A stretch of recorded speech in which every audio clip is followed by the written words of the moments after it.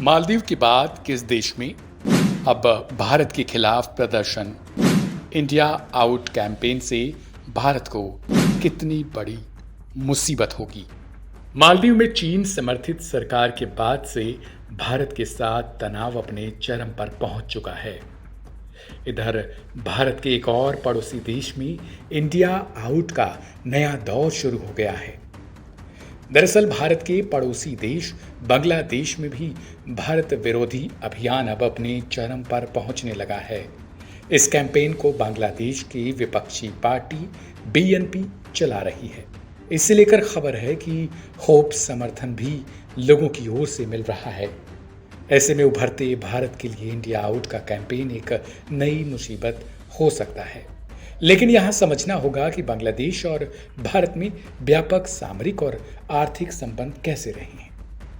इतिहास की बात करें तो शुरू से ही इन दोनों देशों में एक दूसरे के लिए समर्थन जग जाहिर है। हालांकि इतिहास बताता भी है कि बांग्लादेश के उदय के साथ ही भारत के अपने इस पड़ोसी देश के साथ बेहतरीन और सुनहरे संबंध रहे हैं।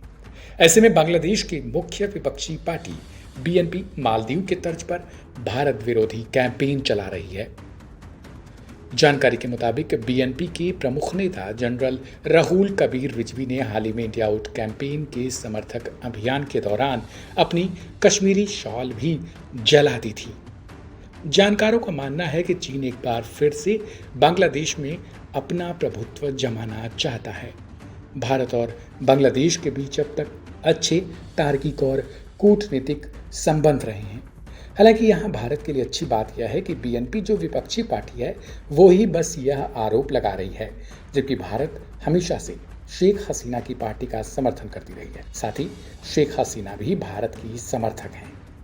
लेकिन एक और बात ध्यान देने योग्य है कि बीएनपी नेता और समर्थक भारतीय उत्पादों के बहिष्कार का भी दावा कर रहे हैं। बहरहाल भारत की ओर से इस मामले को लेकर किसी प्रकार का कोई बयान तो नहीं आया। देखना होगा कि इस बढ़ते भारत विरोधी अभियान को लेकर भारत या फिर बांग्लादेश की सत्ता पक्ष यानी शेख हसीना की ओर से क्या बयान सामने आता है, क्योंकि भारत और बांग्लादेश की सत्ताओं में शुरू से ही बेहतर तालमेल देखने को मिला है। दोनों ही देश एक दूसरे की विकास को लेकर समर्थन करते रहे हैं। भारत शुरुआत से ही बांग्लादेश की खूब मदद करता रहा है।